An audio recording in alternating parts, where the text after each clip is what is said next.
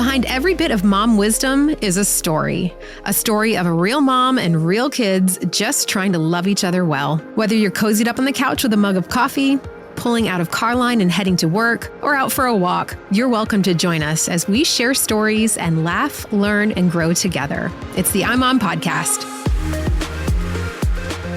Welcome to the iMom Podcast. I'm Abby, and joining me once again are Chloe and Susan and Megan. And Megan has a helper today. Hi, James. Do you want to say hello? Say hello. Hello. Hi. Hello. James, are you excited about Christmas? She just said, are you excited about Christmas? You ready for Santa? He shook his head no. He's not ready Santa for Santa. Gonna bring you gifts? I know you want to see the abominable snowman. Yes. That got an answer from him.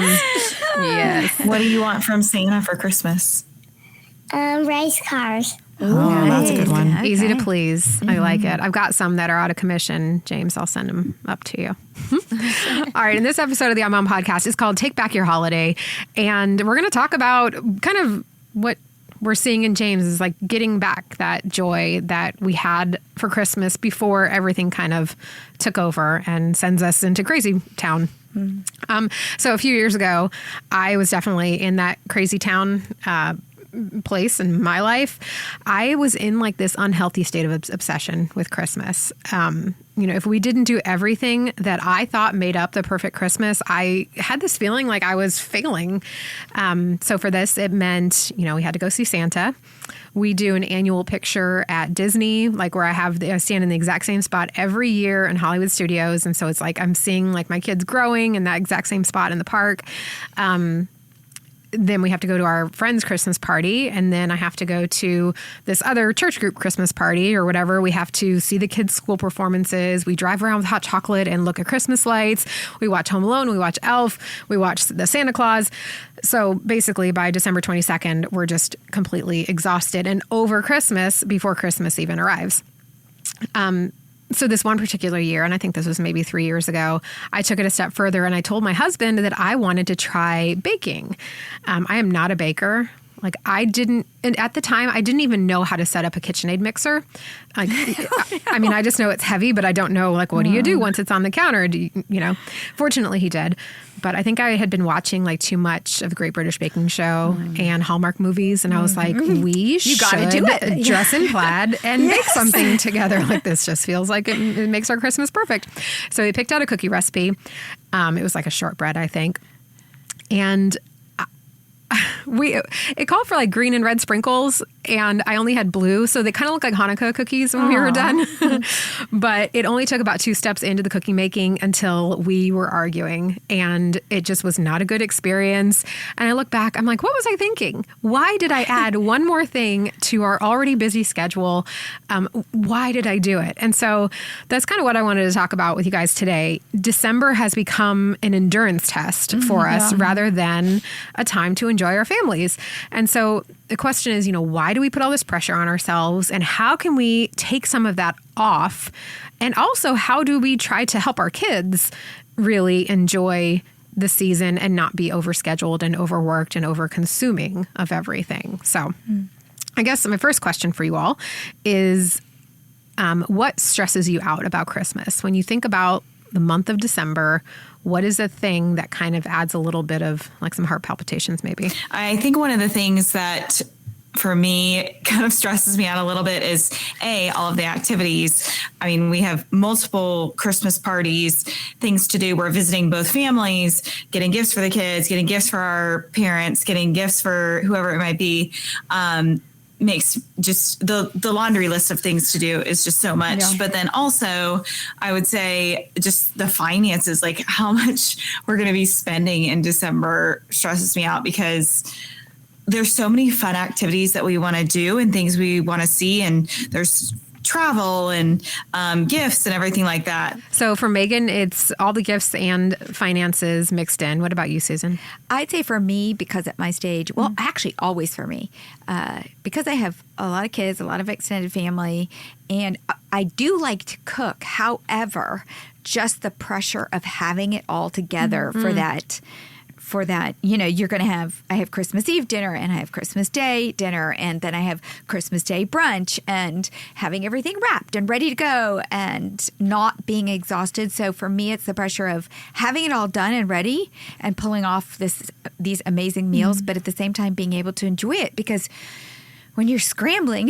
to have napkins ironed and this, that, and the other, if you don't have it done early. So, and then getting all my work done for work so that I have enough time to take off to get all those things organized. Right. There's some saying about, you know, how much work you have to do before you go on vacation and before you take any time off. What about you, Chloe? Yeah, I would say the same thing. And then just because my family, my side of the family, my husband's side of the family, they don't live near each other. So just making sure, because we rotate 1 year with one family and 1 year with the next or the other, just making sure we still, you know, celebrate in some capacity, even if it's a phone call or a FaceTime. Just I get sad that I can't celebrate the holidays with every single person I love. Yeah. For me, I think that it's a mixture of worrying that it's just too much for my kids, you know, because they want to do all the things, but are they overloaded at Christmas, and are we missing out on the real meaning of the holiday and like why we even celebrate it in the first place? Like, is there enough? The world and commercials are telling them Santa, Santa, Santa. But my job as their mother is to say, well, here's what Christmas is really about. And I love Santa and I love the presents, but it's about Jesus. And so, like, am I even giving a percentage of the amount of effort I need to give to counter what the world is giving? And then the other thing, and I don't know how many of our listeners relate to this, but my kids are in 2 homes. They are with my ex-husband some of the time and with me some of the time. And I can't speak for him and his wife, but I'm sure they feel a little bit of the same stress that I do about, like, I only have them for half of the Christmas season. And so, like, I want to get everything in that I possibly can in this limited amount of time. It's like, okay, well, I have 2 weekends between now and Christmas. So, and this weekend we can go to see Santa, and then this weekend we can do this. So it's like, it takes scheduling to a different level of, like, just as much stuff in half the amount of time, you know? Yeah. And that's when I start to realize that it's more for me in some ways than it is for them. You know, if they go see Santa with Dad, do they need to go see Santa with me, or is that for me? So so there's definitely a lot to that.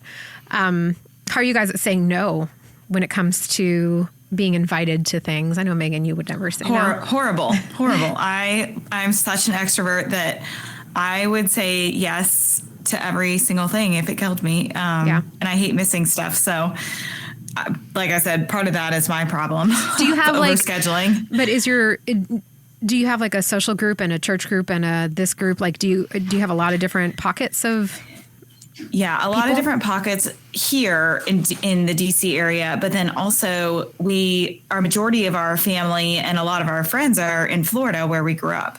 And then, my work is also in Florida too. So when we come down for the holidays, it's kind of that time where we see everyone. And so we feel like we need to see everyone in both families and spend good, long quality time with everyone. And it can just be a lot, especially with 2 kids, kind of schlepping them around from place to place. It can just be a lot. Susan, do you feel like, because I know, like, when I think about back to when I was a kid, I don't feel like we did so many things. Do you feel like things have changed as far as, like, everybody feels like they have to throw a party, like the church group has to throw a party, the work group has to throw a party? Do you feel like it's always been like that? No, it's definitely, everything's gotten more. They were starting to sell Christmas trees in Nordstrom in the beginning of October. So I just feel like we definitely have made a bigger thing out of the holiday versus the holy day. And maybe that's what it is too. Like, we start to celebrate Christmas you start buying stuff in October, but then there's parties on December 2nd. And then so you're Christmasing for a whole month. Yeah. And that's just a lot. I think that then by the time Christmas comes around, it always kind of breaks my heart a little bit when people take their lights down on, like, the morning of the 26th. Oh, no. I'm the person that leaves them up throughout January. Like February 1st, I'm like thinking about taking it down. I love that. We leave our Christmas tree up because we celebrate Epiphany. So the 12 days of Christmas are after Christmas, right? And so 12 days from Christmas leads you to the wise men and three kings. And so we leave the tree up, but sometimes the lights come down. It depends on how my husband's feeling about getting the job done. Yeah. But I do. Being in DC, it's just like so cold and bleak here in the winter that you like want something that's like happy and sparkly. And You're not the neighbor that leaves them up year round though, like that has them up in August, right? No, I don't leave them up year round. No, I don't. So how do we say no at the holidays? Do you guys have any thoughts on that? Like how you decide what you do and what you pass on? It's hard because of Instagram. Yeah. Because you see everybody doing things. I just see this all the time. You see, and you think, gosh, I should be doing something. I should be enjoying. I must not have that holiday spirit. I'm not out doing something. So I do think it's hard to say no. I don't struggle as much with FOMO or regret in that way. I struggle with the feeling I'm disappointing the person who invited me. And I literally today had to tell someone I couldn't go to something that I really, really wanted to go to, but it was way out of my budget and I was trying to make it work. And it's just really tough with the holidays and everything else going on. I really struggle with saying no. And I don't know. I think, my husband and I just had to like have a really long talk about what are the reasons I want to do this? What are the reasons I don't want to do this? And what's the best decision for us? And it's hard. It's really hard, no matter what your motivator is, to want to say yes. Over the holidays, I feel like I need to see everyone, especially the people that are out of town when we come down. It's like the guilt of, we don't live there, so we want to keep up with them. They're our friends or our family, whoever it might be. And so I feel this like guilt of, okay, I have to spend time with them and it can't just be like a little bit. It needs to be like long quality time because I haven't seen them all year or whatever it might be. Yeah, guilt is such a motivator for me too. I think it's really nice when you have friends who are on the same page as you though. Like I had a friend text me the other day. She has passes to like the local theme park and we do too. And she said, hey, do you want to get something on the books? And I started looking through the calendar and I said, honestly, no, we don't have any. I mean, literally, we do not have any dates available that we could do this.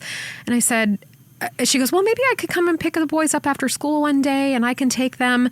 And I said, or why don't we look at January? Why don't we just... Because there's nothing going on. Right. There's so far, there's nothing. Yeah. But the idea that my friends that we're on the same page of like, we don't need to cram another thing in. We respect that we don't need to have that party if we can just go out for dinner one night or in January, celebrate in January, Yeah. I was saying I want to have a Christmas party, but I want to have it in like January, toward the middle of January, because I feel like, December is impossible. Everyone's schedules are way too crazy to like actually enjoy anything. So might as well just do it at the end of January or something. Would you leave the tree up and make everybody dress like Christmassy then? You're like, this is still a Christmas party. Just like, winter, like, Wonderland. Post-holiday. So do you think then that this is like an attack on like all the busyness makes us love Christmas less and takes the joy away? So is it something that's affecting like our spiritual lives, like how we feel about the birth of Christ even? Just this past year, actually, remember sitting at Christmas Eve service, thinking about what I had to do when I got home to get dinner on the table. What wasn't ready. I was mentally checking lists, thinking of what I had left to do that night because it was Christmas Eve, instead of really enjoying, the Lord and praising Him. I was so mad at myself. Yeah. Or when you feel like going to church is another thing on the Oh my to-do God, list. Christmas is on a Sunday this year. Yeah. And I literally caught myself being like, oh, we're going to have, because I have several pastors in my family and they go to different churches. So I'm like, we got to go to this service. We got to go to this service. And I'm like, And then my mom was like, well, this is what Christmas is about. Yeah. And I was like, true. Yeah. It's embarrassing. So how do we, kind of shifting gears into tempering the commercialism in ourselves and in our kids, like how, do you guys have any ideas for how to make it less about the presents? I know that is hard because we got our catalog in the mail from Amazon like 2 months ago. Wow. And I love handing my kids the catalog and giving them a marker and letting them go through and circle. I'm like, make sure you write your initial next to it. I love it. I will say this. I was looking back at old pictures. One thing that we used to do every year with my neighborhood friends, another group of friends, is the kids had a nativity play. Oh, totally cute. Unrehearsed, totally just literally the older kids kind of reading the Bible verses. We threw sheets on the angels and little halos. Do you remember that, Megan? Yeah, I do. For some reason. And I don't know why it was always like, I do. who's going to be married this year? Who's going to be the baby? One of us always had a baby. We had a live baby. And they literally did a little skit. And nobody had lines because the older kids just read it straight out, the Bible story straight out. Yeah. It was the cutest thing every year.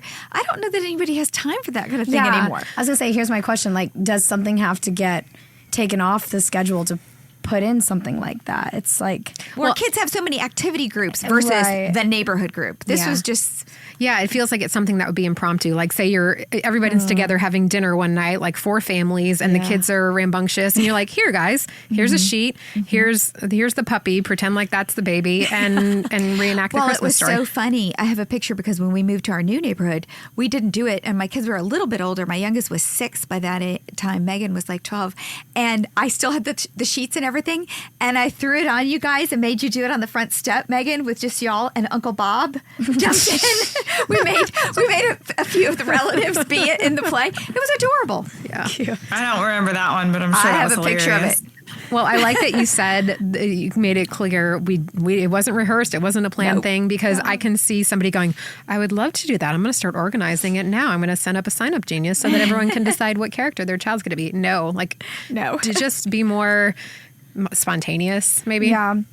When I think about like how to temper the commercialism, I think back to some of my favorite memories of Christmas, and like they all involve my sister. And like one of them is us like laying on the couch, and we were older too. I think we were probably like, 13 and 15, laying on the couch in the family room where the tree was and the lights being out, but the tree being lit, and just laying on the couch together, like, even falling asleep. It's just like, and that had nothing to do with presents. I remember some presents that I got for sure, but those memories are the ones so I think giving our kids more of those opportunities to create those memories is what we can do as moms.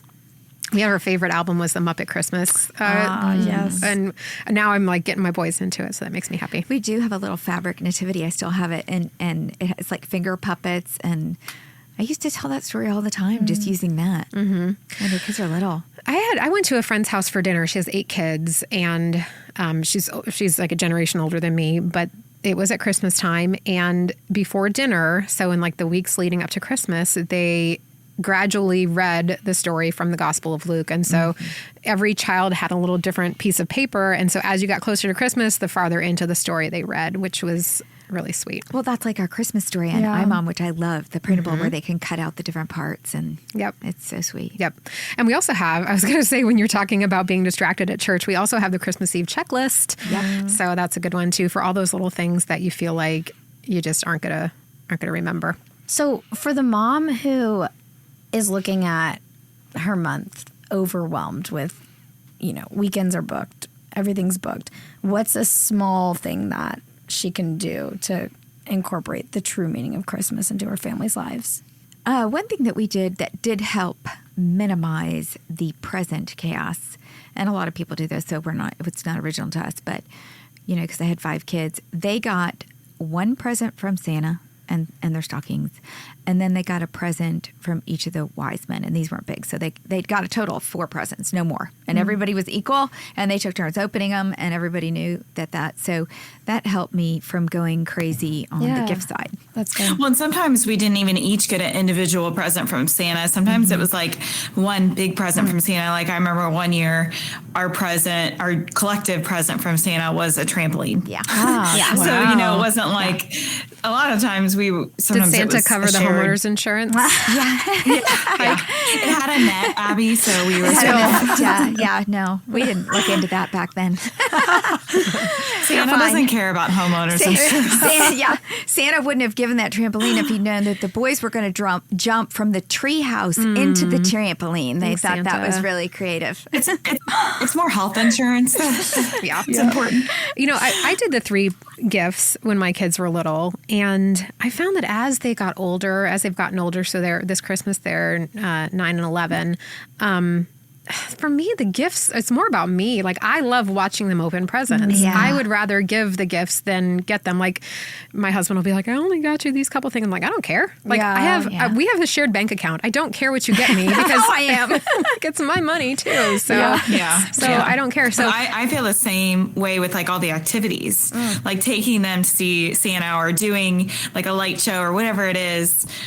That watching them do it, and like they're 3 and 4 months old, probably not going to remember it, but it's I more think it for brings you. me more joy. Yeah. Have you started some traditions with them already, Megan? At least with James. Yes.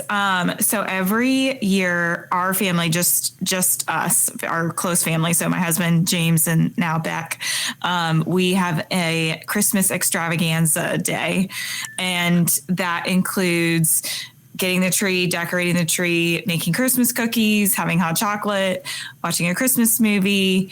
I'm trying to think what else we do. It's like, Marathon. he's little.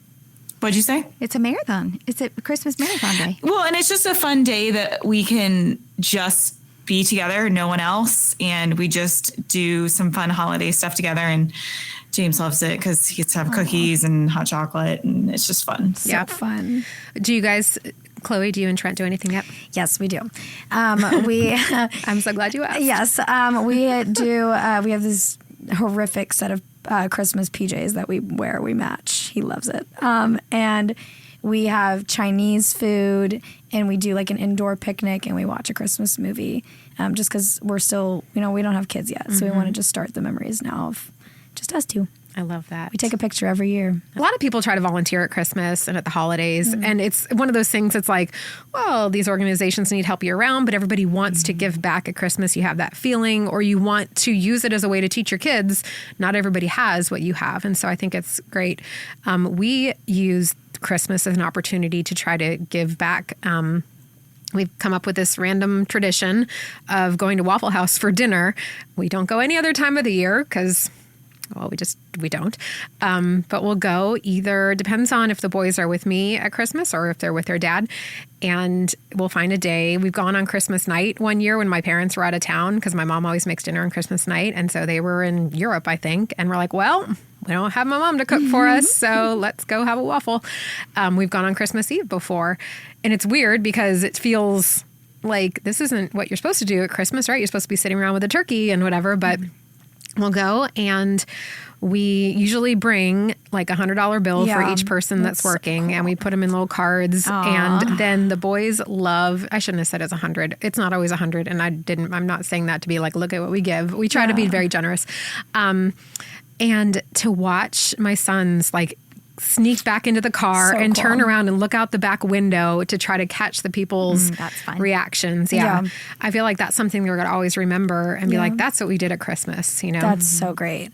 We do something similar. My husband worked in food service, and so he has like just a heart for servers and all that. And this is all him. This is not my idea. But we do it. My husband, it's definitely more motivated by my husband than me. I'm like, that's a lot of money. Yeah, no, literally. He takes a portion of his end year bonus and gets cash out. And every place we go to, we tip pretty big. And it's just like, I'm so thankful to be married to someone who has that heart, because it's just really a really special thing. I'm glad we get to do that. Yeah. Something that I've learned that is such a joy with little kids is, yes, I've always loved Christmas my entire life, but as an adult, obviously, it takes on a different meaning and it feels a little bit different.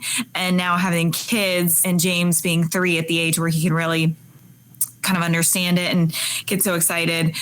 Yes, it's a busy time, but it is so cute and so fun to see it through his eyes, because it's just that magic is like back, and he's learning about Christmas and what Christmas means, both from a fun Santa side and Jesus's birth side. And so it's just, it's adorable as a mom to be able to watch him learn about that and experience it, and just he just loves it. It's just, it's so cute. And I think that, what you just said, Chloe, you asked a question earlier about like some good advice to a mom. I think that like after this Christmas, you could, Megan, look at the things that James loved and those moments that you really felt like this is what Christmas is all about. And so like when January comes, you look back at this month and you go, it was these three things. These are the three things that meant the most to my family, that got us to, we had a great time celebrating together. But it also reminded them of the birth of Jesus. You name those three things, and then next year you say, these are the things that matter. The rest of the stuff is extra. And if it's getting to be too much, then those are the things that get put off to the side. I think it's all about priorities, really. Mm-hmm. So how do you set your priorities at Christmas? Tell us via the link in the show notes, and find links to articles that we mentioned, and also the Christmas Eve checklist, the Christmas giving and wishing list. And we have a great link to an Advent calendar that it's not too late to start using now. It's got like fun activities behind every door. So check it out. And thanks for listening. Thanks for listening to the iMom podcast. iMom is the motherhood program of the nonprofit organization Family First. Along with our fatherhood program, All Pro Dad, we exist to help you love your family well. Subscribe to our daily email, the iMom Minute, by going to imom.com/subscribe and get tons of great ideas, insight, and inspiration. The iMom podcast is hosted by me, Abby Watts, along with Susan Merrill, Megan Tigner, and Chloe Blumenthal.